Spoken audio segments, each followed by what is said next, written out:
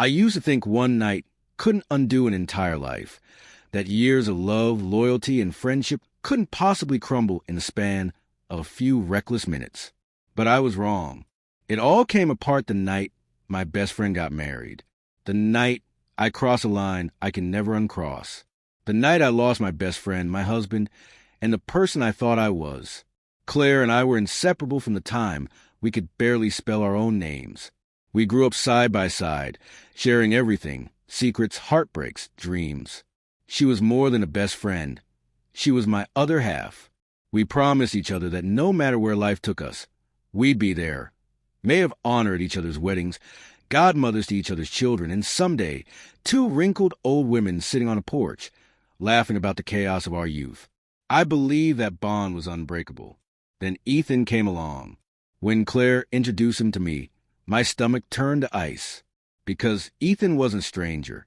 He was a man I had once loved, the one who had left a wound I never truly healed from. We'd been together for 6 months years earlier, but it burned bright and fast, the kind of love that consumes you. He wanted forever. I wanted space. We ended things, but not cleanly. There were words unsaid, emotions unresolved, and a lingering sense that something had been left unfinished. So when I saw him standing next to Claire, smiling like he'd found his future, I felt something in me unravel. Still, I smiled. I congratulated her. I told myself the past was dead and buried. I told myself I was happy. After all, I was married to Daniel, a man who loved me more than anyone ever had. Daniel was steady, patient, the kind of husband who fixes things before you even ask. He was warmth and safety wrapped in quiet devotion. But somewhere along the way, the spark between us dimmed. I didn't even notice when love turned into routine, when laughter became habit, when passion gave way to comfort.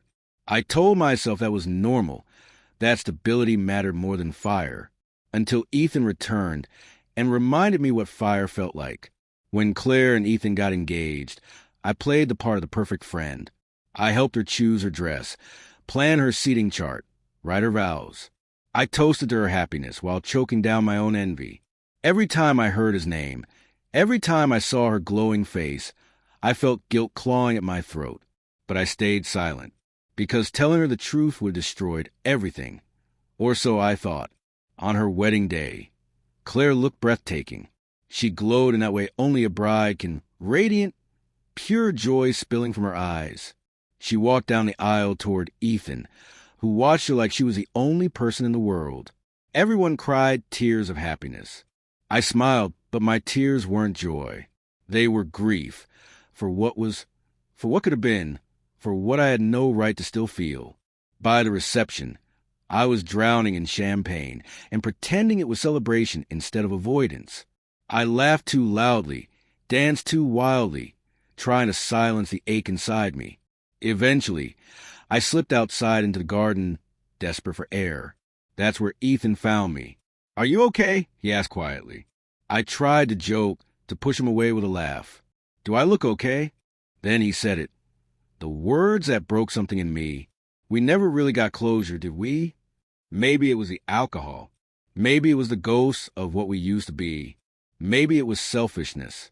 But when he reached for my hand, I didn't move. And when he kissed me, I kissed him back. The music from the reception drifted through the night, a love song for two people who weren't us. And under that sound, in the shadows of the garden, I made the worst mistake of my life.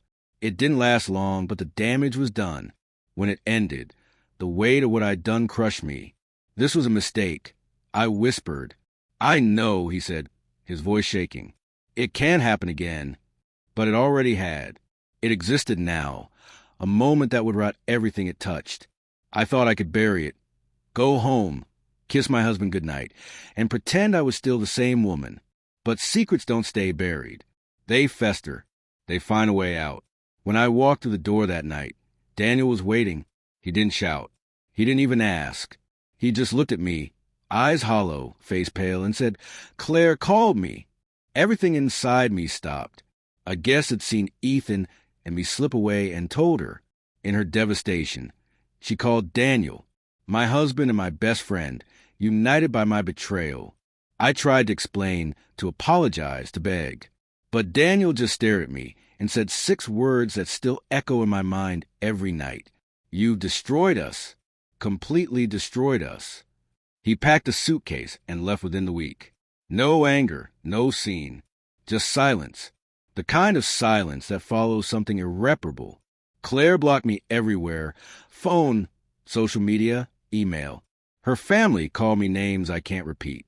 Her mother told me I was worse than a stranger because strangers don't destroy your home.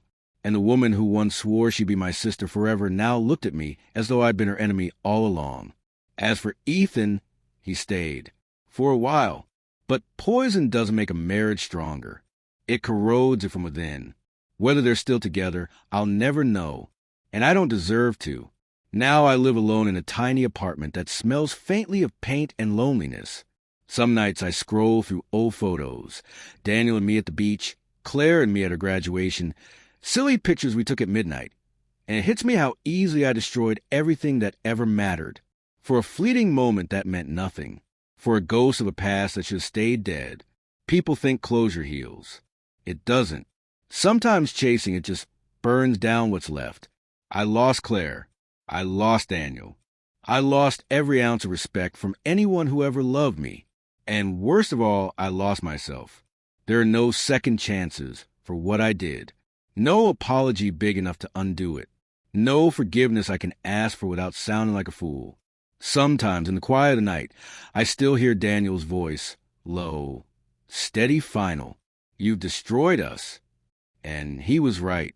Because in one night, one selfish, impulsive, unforgivable night, I destroyed everything. My marriage, my oldest friendship, my future, all for a feeling that never mattered in the end. Now all that's left is silence and a heavy, unending weight of regret.